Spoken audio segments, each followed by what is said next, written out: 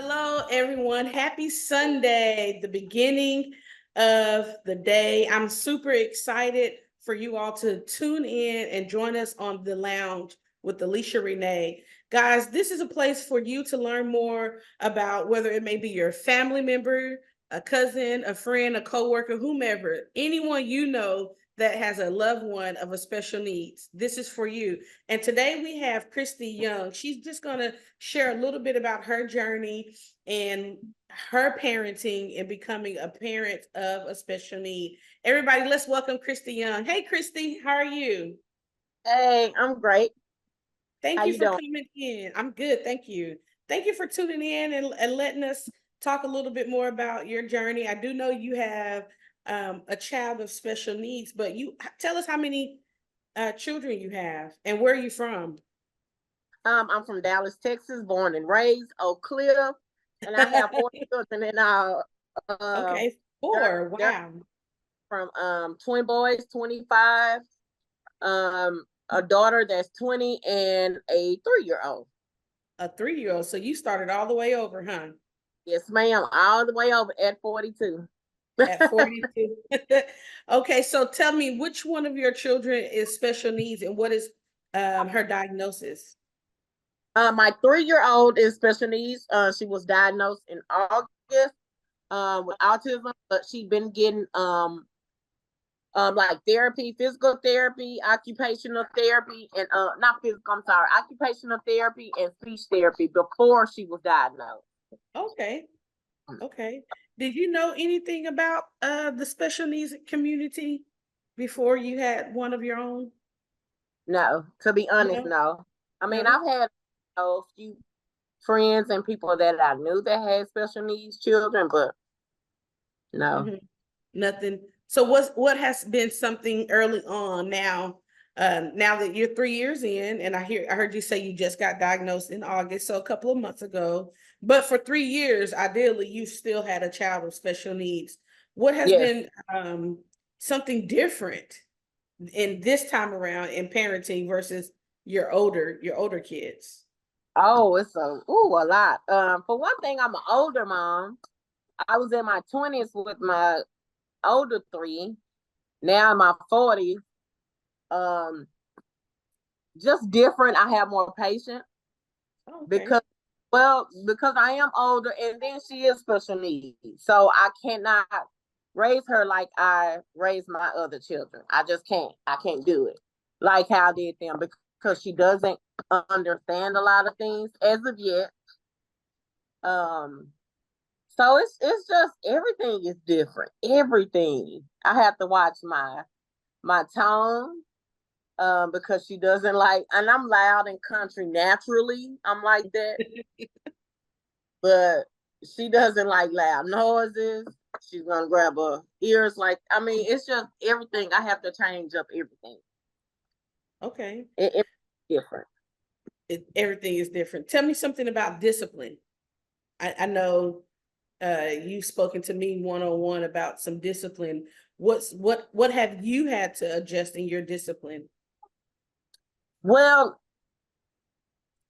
you know what? Sometimes, and I don't know if I'm the only special needs. I know I'm not the only mom that feels special needs mom that feel this way, but like it's hard to discipline a special needs child because you know they don't understand stuff, but you know they do understand stuff. So, I don't at times I just don't know, like, okay, should I really get on her about that because she knows?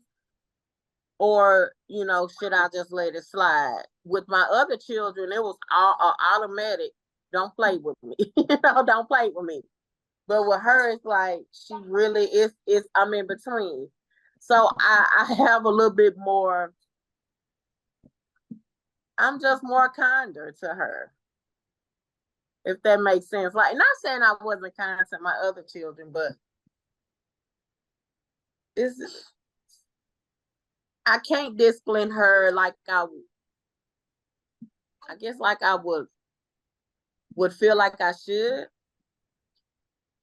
Like she could be placed, like we could be at, say for instance, at church, and with my other children, they knew to sit down. You're gonna Mhm. be quiet. Nova doesn't do that. She runs around. And even though, you know, my pastor has gave her a pass or whatever, but it still make me feel like, you know, I'm not doing it. I'm not disciplining her. I'm not doing anything, you know. But and even though, you know, I do try different things, like, you know, the no, I try over and over. Like right now, she's picking these flowers. No, mama. I just can't get on her like I want to. And then she's a little girl. She's so sweet. She's so pretty. My little girl. So, you know. Yeah. But so, I mean, it's been times to where I don't know, can I say that? Can I say this? Or, you know, like I have, like, you know, no. Do she get it? Sometimes she do. Let me paint a picture of your older. You said you have twin boys, right? And they're 25. Paint a picture on their behavior then at 3, 4, 5, and how you raised them to be. And I must say, I take my hats off to you. And I'm not just saying it because we're live right now, but I've always told you I admire the way you raise your boys, because, and especially the neighborhood that they were raised in. They are not products of their neighborhood. They are products of your parenting. And so I just want to drop that into you and just pat you on the back, and I take my hats off, but paint us a picture on your boys. Oh, I mean, I didn't play with them. And then during that time, my mother was still alive. So she had a lot of, even though she spoiled them too a lot, but I had a lot of help. You know what I'm saying? So, I mean, I just didn't. If I say no, they're going to stop. No means no. A pop, or, you know, I mean, they understood though, like instantly. No, if we climb up on top of mama table, we're gonna get in trouble. Nova climbs everywhere. You know, I mean, if she could spot something to put her foot on, she's climbing it. My boys already knew from the jump. My twins knew, like, nah, I'm gonna pop them, you know, and maybe that's the old school way of discipline. And I did talk to them a lot of times. I used to tell them when they, even at 3, 4, 5 years old, like, think about it. And I remember they used to always say to each other, think about it. Like before they do stuff, I'm like, think about it. What do you think I'm going to do? And so they would tell each other that, think about it. So it's just, I guess I didn't have the time to, go back and forth. I just didn't have that patience, I guess. Life was busy, in the struggle. I didn't have that, I just didn't have that patience with them. Okay. And then today you said that you're more patient with your daughter, your 3-year-old, and not to exclude your middle child, your daughter, your oldest daughter, but just in the difference because she was in the era of your first set of kids too. What is something you've learned about yourself in parenting older and a special needs? I was just thinking about this too the other day. Like, I felt like, so with my older kids, I do think that I might have been too hard at times. Okay. Because I see that Nova gets a pass. I give her a pass for almost everything. And I think I might have been a little too hard on them. Scoot over a little bit. You're back out of the camera. Okay, yeah, there we go. I think I might have been a little too hard on them. And at times, I don't know. I guess I was just single mom, frustrated all the time, working, and I think all that played a part in it. Okay. Compared to now with Nova, I have more time on my hands. My finances are different than having to work sometimes double shifts, 2 jobs, full-time job, PRN job, and then still have to figure out a way, okay, who's going to pick them up from here, take them there, pick them up, drop them off. Um, and I don't have to deal with that. I don't have to do that with Nova. I'm really like hands on with her all the way. I was hands on with them too, but I'm hands on with her all the way. Like, right at this moment, I'm not working, and I can put more time into her. Yeah, and I'm gonna say that's by choice. You're not working, and I've told you this. You are working. It is a lot of work parenting, and then it's a lot of work parenting a special needs. So don't say you're not working. You are. That's a full-time job, and it's a privilege that you're able to be hands-on with your child. And I'm sure some of her behaviors are lessened because you're able to do hands-on. Early on when you first started even thinking about getting the diagnosis, you first heard about it, what were some of the things that went on in your head? About autism? Or just even before she got the full diagnosis of autism. Yeah, what was some of the things that you started thinking? The first thing that came, I knew she was. Okay. Let me just say that I knew she was from before, way before they diagnosed her. Mm-hmm. So I was never in denial. Some of the thoughts were just like, and I hate to say this, but how can I fix her? Okay. I guess because life is already hard, and then I'm looking at like I'm an older mom, and I'm not gonna be here for her forever. So it's like, how can I fix her to where she could be independent on her own, like how my other children are? Like, if something happens to me tomorrow, they're okay. They have their own apartment, they have their own jobs, cars, and all that stuff. When it comes to my baby, that constantly goes through my mind. Mm-hmm. And thank you for sharing it. I know this is it's a tough subject, especially me being a mother of a special needs, so I totally understand. If you can have one thing to secure you and remind you that you're not in this by yourself, it isn't your fault, what would that reminder look like for you? I guess just to know, just to have a sense of security that she's going to be okay when I leave here. That's it. I just want to know that, she's going to be okay, that she won't be, passed around here to there, home to home, or, with people that don't love her, or, that will be it. I just a sense of security of that my baby's going to be okay. Okay. Okay. And being a new mom, it's new mom with special needs. That's a scary thing. Now, let me ask you this. How do you find your me time?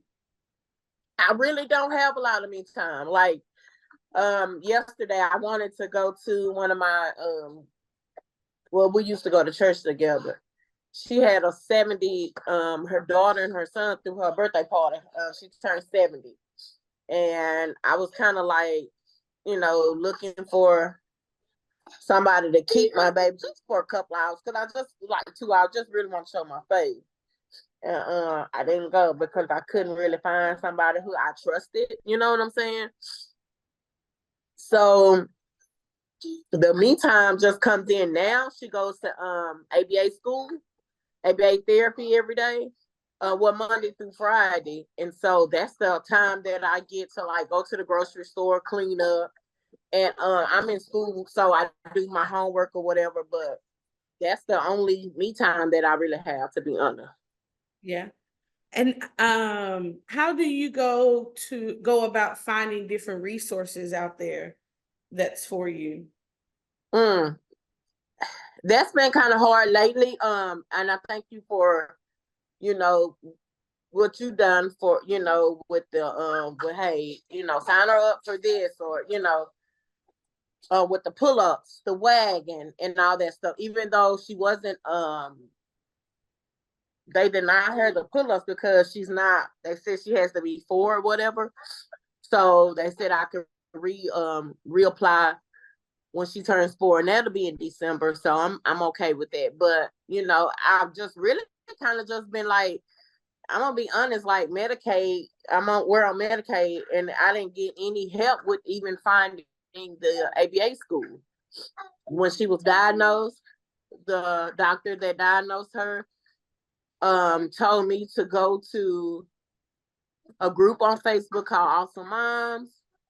She also said to look this up on it was like the first 100 days of, when your child's being diagnosed with autism.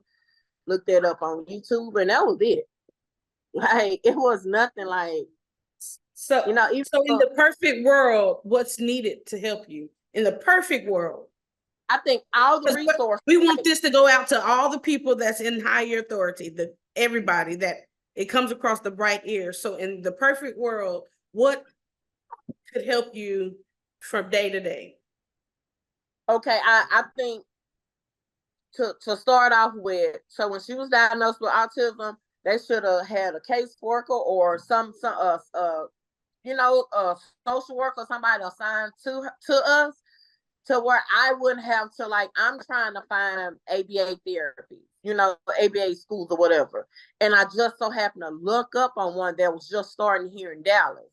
But a lot of them had long waiting lists. Like, that's so frustrating to call places, or, oh, we don't take this insurance, or the waiting list is 2 years. So I'm going to have to wait 2 years before she gets help.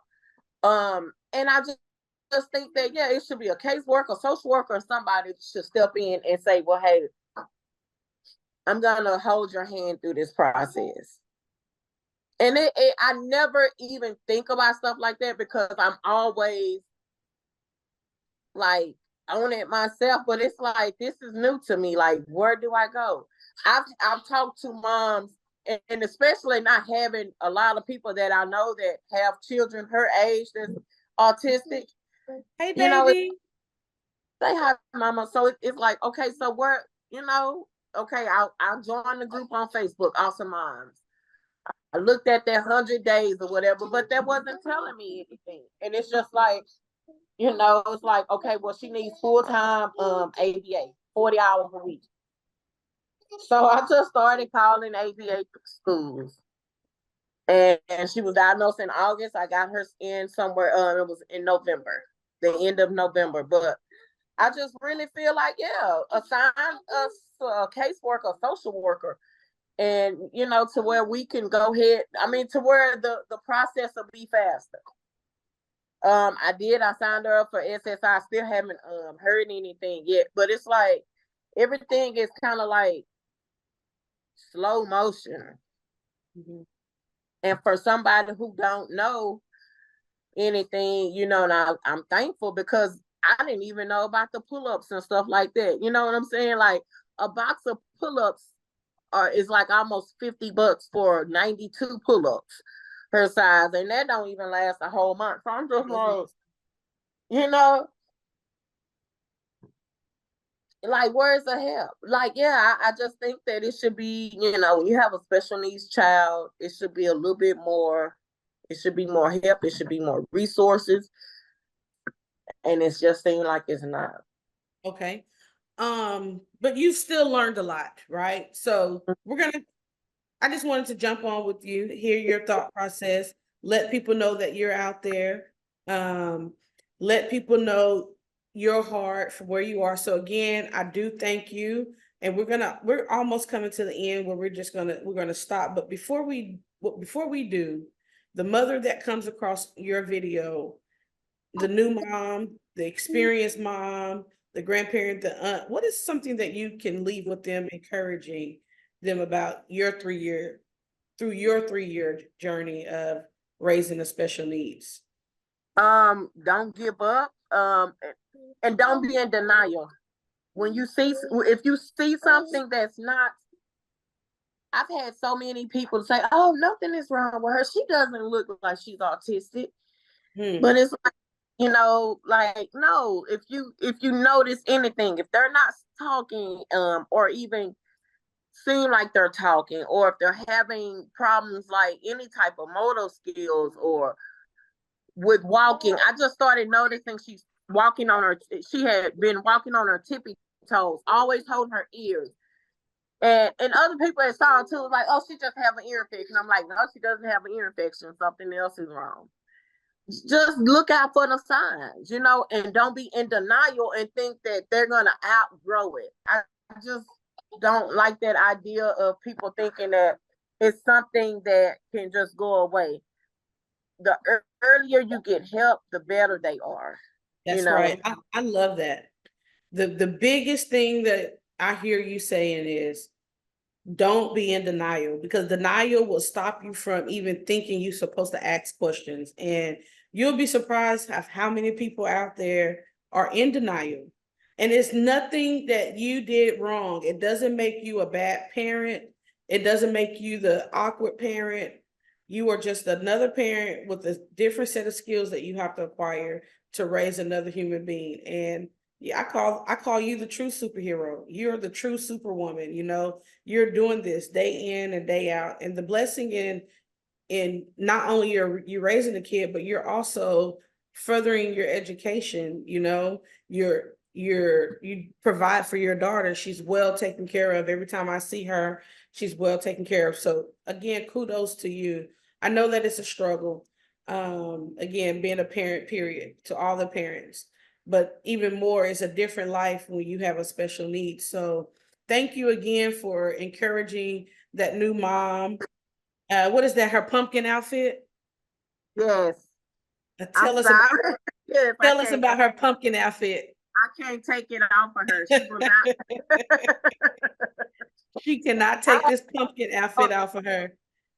And and that's a part of learning their personalities, because they may not speak verbally through words, but they will communicate with us, guys. So Nova is sitting here in front of the camera with sorry. her pumpkin. No, it's okay. You don't have to apologize. This is your life that you live, and we thank you for letting us come in and see a little part of it. Again, it's nothing to be afraid of, guys.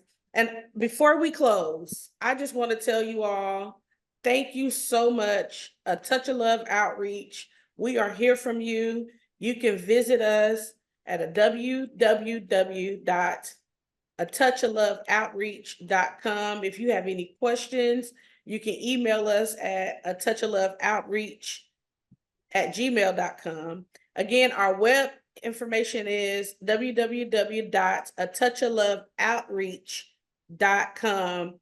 Please inbox us, get involved. We're always looking for volunteers for our events. We're looking for resources. We have donations for families like Miss Christy and the other families that we serve. It's all on our website. Again, my name is Alicia, and we have Christy Young here with the fabulous Nova. Let's see if she'll say hi to us. Nova, Hi. Nova. Say Hey, hi. No. baby. She looked. Oh, she said hi. Good job. Yay. Never fails. I love the response that I get from Nova. She said hi to me, guys. Or no, she said cheese on demand, and that's such a good thing for her. But she's ready for her mommy to get off the phone so she can have it. So we're going to end our lounge. Again, thank you for tuning in to the lounge. Until then, remember, you have many gifts, and the greatest gift is you. My name is Alicia Renee. We'll see you next time. Have a great evening. Bye-bye. Thank you. You're welcome. Thank you.